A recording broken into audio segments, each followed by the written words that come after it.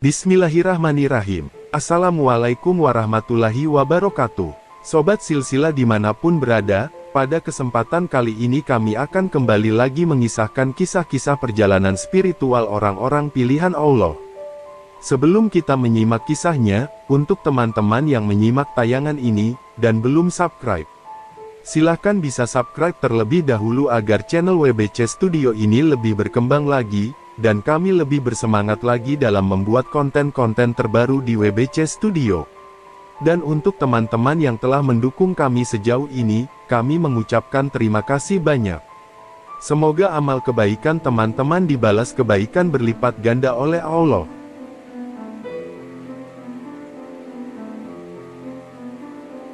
Manaqib Syekh Abdul Qodir Jailani. Manqobah ke-41, salah seorang murid Abdul Qodir tidak merasa lapar dan haus setelah menghisap jari tangan Syekh Abdul Qodir. Syekh Arif Abu Muhammad Syawir As-Sibti berkata, pada suatu hari saya berangkat menuju Baghdad berziarah kepada Syekh Abdul Qodir, lalu saya membantu beliau beberapa hari lamanya. Pada waktu saya akan pulang, lebih dahulu saya menghadap guruku Syekh untuk mohon diri. Beliau berkata padaku, silahkan kamu pergi, aku doakan semoga kamu selamat di perjalanan dan selamat sampai di tempat tujuan. Kemudian beliau mengulurkan tangannya menyuruh padaku supaya jari tangannya dihisap. Lalu kuhisap jari tangan beliau itu. Beliau berwasiat kepadaku, agar nanti di perjalanan jangan meminta-minta. Setelah saya pamit, berangkatlah saya menuju Mesir. Berkat karomah Syekh, di perjalanan saya tidak pernah merasa lapar atau haus, juga tidak mengurangi kekuatan fisik, dengan selamat tidak kurang suatu apapun sampailah saya di kampung halaman. Manqobah ke-42, Syekh Sonani karena tidak taat kepada Syekh Abdul Qodir nasibnya menjadi penggembala babi. Pada waktu Syekh Abdul Qodir menerima sabda Rasulullah, bahwa telapak kaki beliau bakal memijak pundak-pundak para waliullah, sabda Rasulullah itu diumumkan dan disebarkan kepada seluruh para wali, baik yang hadir maupun yang tidak hadir. Mendengar pengumuman itu, mereka para waliullah menghadap Syekh, dan mereka meletakkan kaki beliau di atas pundaknya masing-masing karena menghormati dan mengagungkannya, kecuali seorang wali namanya Syekh Sonani. Ia berkata, saya juga cinta mahabbah kepada Syekh, tetapi untuk diinjak pundakku nanti dahulu, dan rasanya tidak perlu. Ucapan Syekh Sonani itu terdengar oleh Syekh, dan beliau berkata, telapak kakiku akan menginjak pundaknya si penggembala babi. Tidak berapa lama kemudian, Syekh Sonani berangkat berziarah menuju kota Mekah diiringi sampai ratusan santri-santrinya. Takdir tidak bisa ditolak, demikianlah ketentuan Tuhan yang Maha Kuasa berlaku bagi hambanya. Pada waktu Syekh Sonani berjalan melewati sebuah kampung yang penduduknya mayoritas menganut agama Nasrani, kebetulan ia melihat sebuah kedai, penjual warung itu seorang perempuan beragama Nasrani penjual minuman keras. Keistimewaan perempuan itu pandai menarik para pembeli karena wajahnya cantik tiada bandingnya, badannya mulus dan mantap, mendebarkan hati para pemuda. Konon tiada seorang lelaki pun yang tidak terpikat olehnya. Demikian pula Syekh Sonani, melihat kecantikan perempuan itu terpesona sehingga luluh hatinya, hilang rasa malu pada dirinya, wibawanya jatuh di hadapan santri-santri pengiringnya, sehingga dengan senang hati ia rela menyerahkan dirinya untuk menjadi pelayan perempuan itu.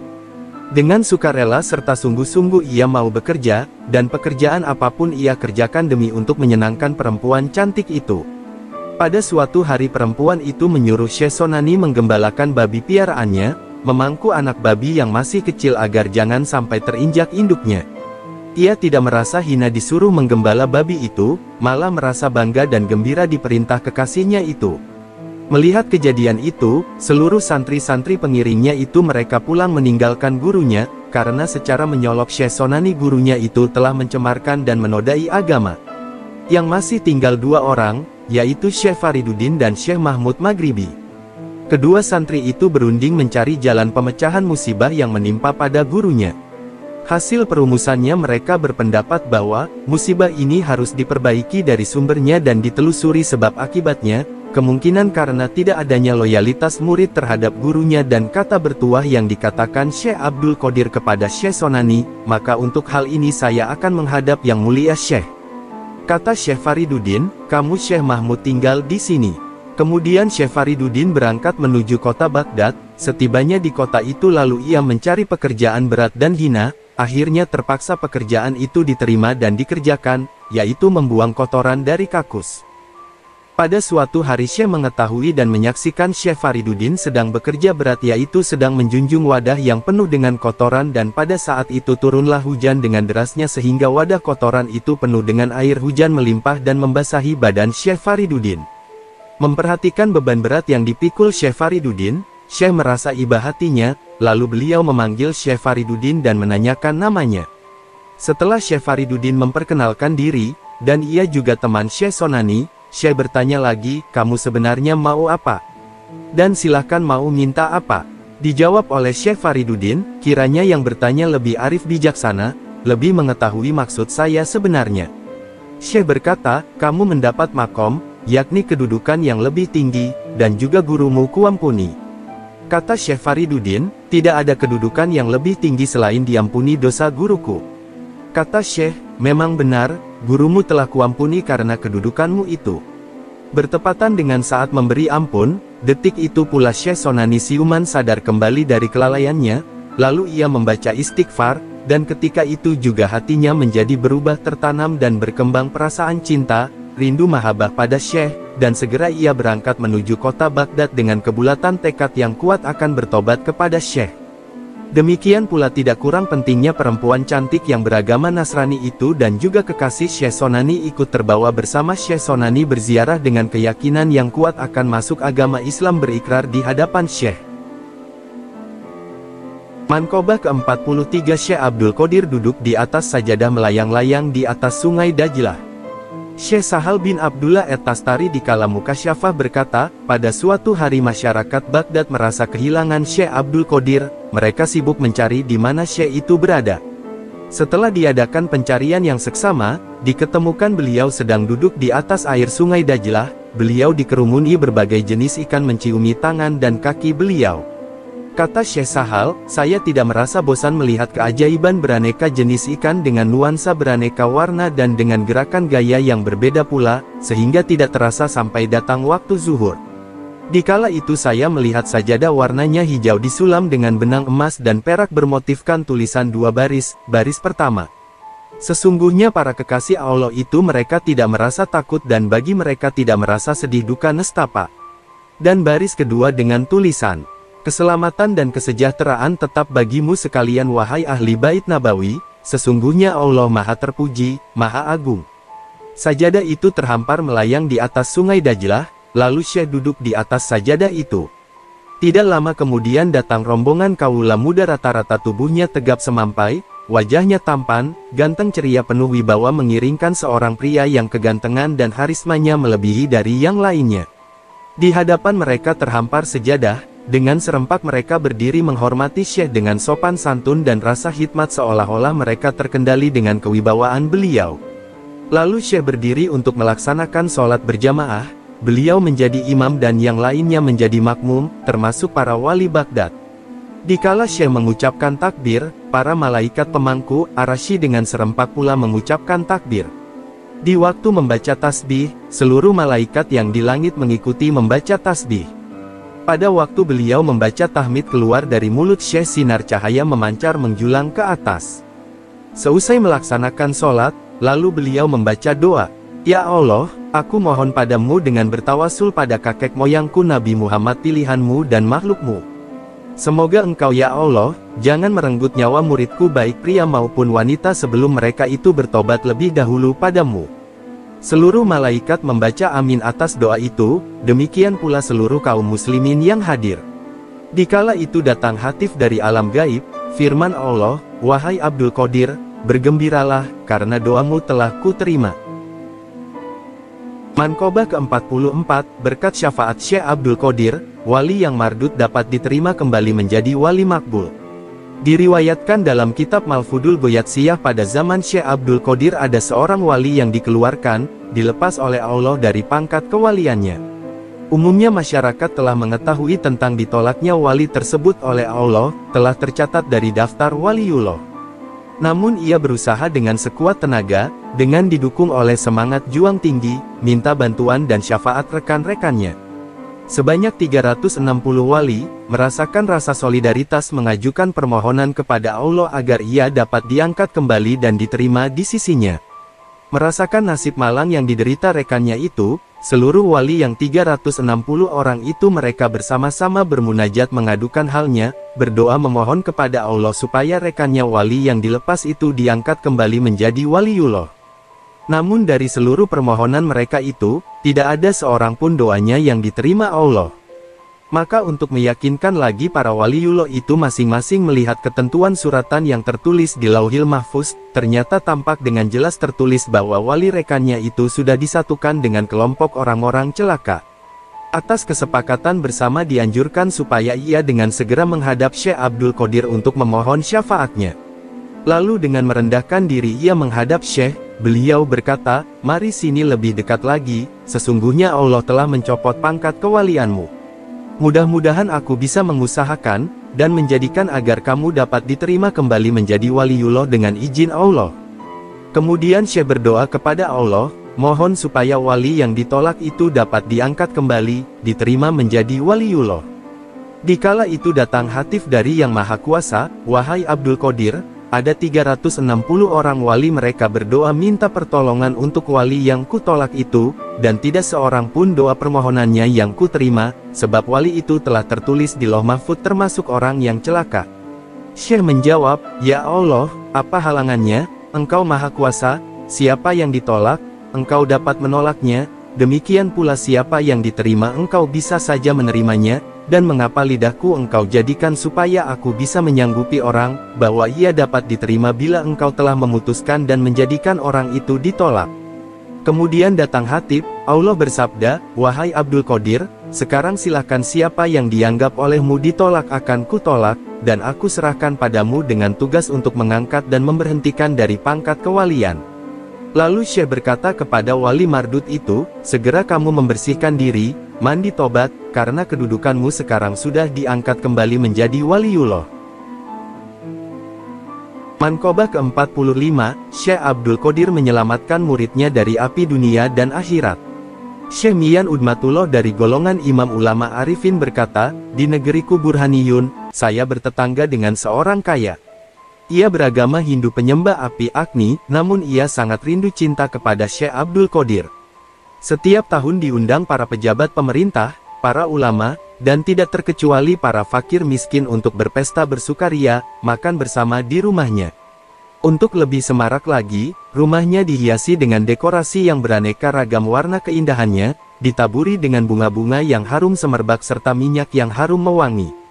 Tujuan diadakan pesta itu semata-mata terdorong rasa cinta mahabbah kepada Syekh, malah ia merasa bangga mengaku menjadi muridnya.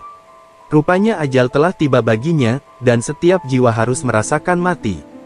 Pada waktu mati, keluarganya merawat mayat itu sesuai dengan keyakinannya, yaitu tata cara agama Hindu, si mayat harus dibakar. Timbul keanehan, di luar kebiasaan sosok mayat itu tidak hangus terbakar menjadi abu, bahkan sehelai rambut pun tidak lenyap dimakan api. Akhirnya keluarganya sepakat bahwa mayat itu lebih baik dihanyutkan ke sungai. Menghadapi kejadian ini, di negeri tersebut berdiam seorang wali. Pada malam harinya ia bermimpi dikunjungi Syekh.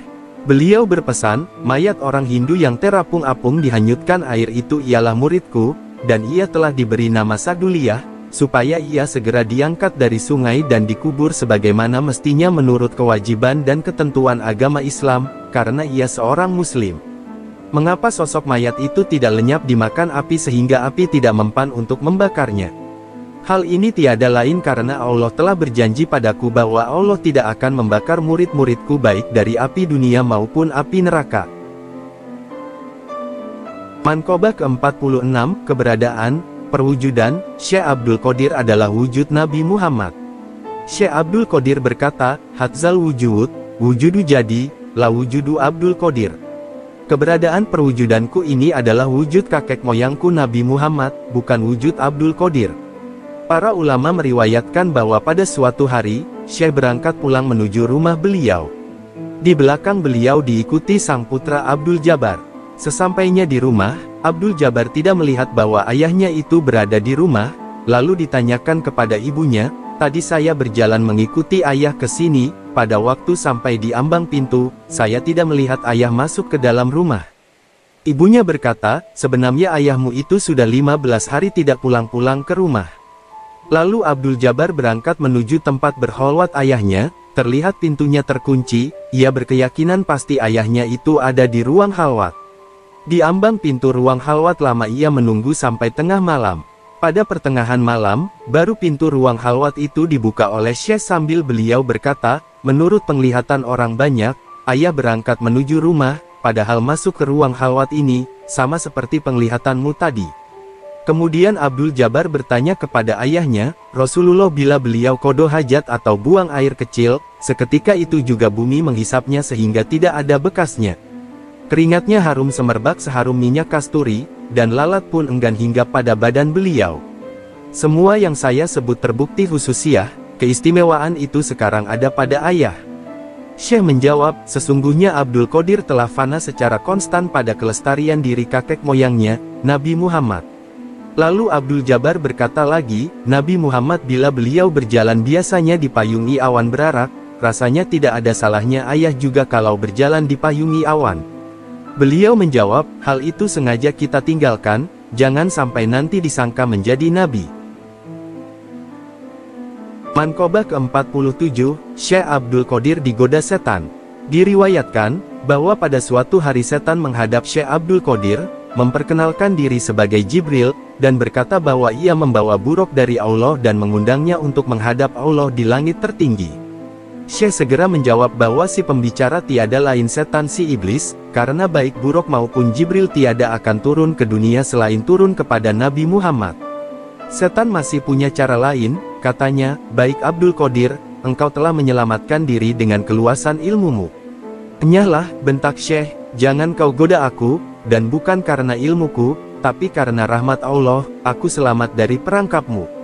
Ketika Syekh sedang di rimba belantara, tanpa makan dan minum untuk waktu yang lama, awan menggumpal di angkasa, dan turunlah hujan. Syekh meredakan dahaganya dengan curahan hujan itu. Muncullah sosok terang di cakrawala dan berseru, akulah Tuhanmu, kini kuhalalkan bagimu segala yang haram. Syekh berkata, aku berlindung kepada Allah dari godaan setan yang terkutuk.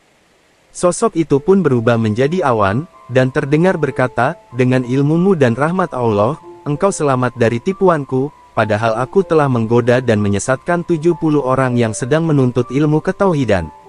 Lalu muridnya bertanya tentang kesigapan Syekh dalam mengenal bahwa ia setan.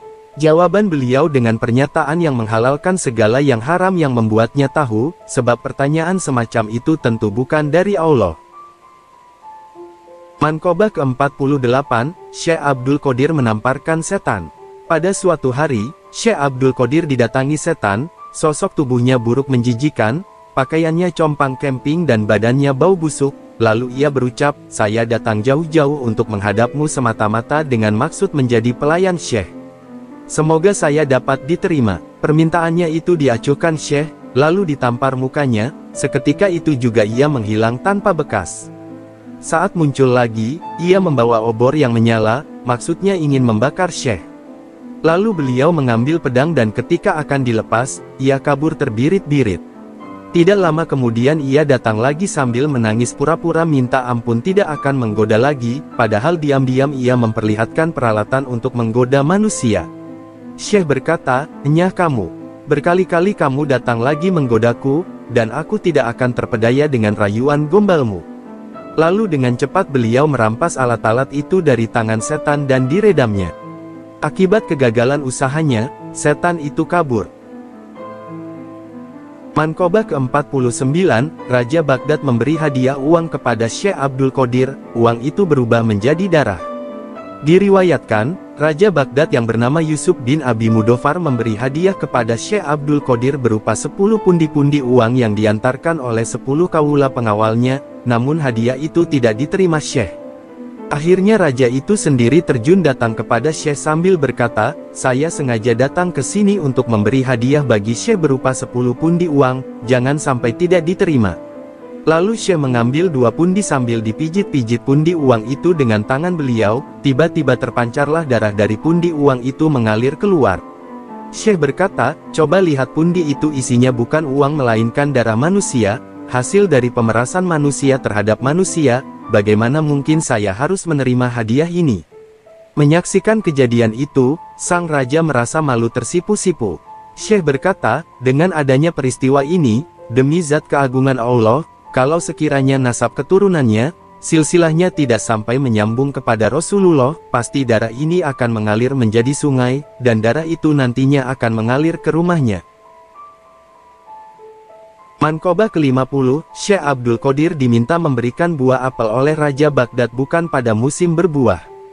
Diriwayatkan, pada suatu hari Raja Baghdad datang berkunjung ke rumah Syekh Abdul Qadir dengan maksud meminta karomah beliau untuk ketentraman hatinya. Syekh berkata, kiranya apa saja yang perlu saya bantu? Dijawab oleh sang raja, saya minta buah apel. Sedangkan pada waktu itu, buah apel belum musimnya berbuah. Lalu tangan beliau diangkat ke atas, pada waktu diturunkan kembali tangannya menggenggam buah apel, yang sebuah diberikan kepada raja, dan yang sebelah lagi dibelah oleh beliau sendiri. Pada waktu sang raja membelah dan mengupas apel ternyata di dalamnya penuh dengan ulat-ulat belatung, yang menjijikan. Lalu raja bertanya, mengapa buah apel ini penuh dengan belatung? Syekh menjawab, ya, karena buah itu telah dipegang oleh tangan kotor kedurhakaan. Mendengar penjelasan dari Syekh, raja terkejut lalu dibacanya istighfar, kemudian ia bertobat di hadapan Syekh. Untuk perkembangan selanjutnya, Raja Baghdad itu menjadi mitra Syekh. Manqobah ke-51, wasiat Syekh Abdul Qadir kepada putranya Abdul Razak. Syekh Abdul Qadir telah berwasiat kepada putranya yang bernama Abdul Razak. Beberapa wasiatnya di antaranya, wahai anakku, semoga Allah senantiasa melimpahkan taufik dan hidayahnya bagimu dan segenap kaum muslimin. Wahai Ananda, ayah berwasiat bertakwalah kepada Allah, pegang syariat, dan laksanakan dengan sebaik-baiknya dan pelihara pula batas-batas agama.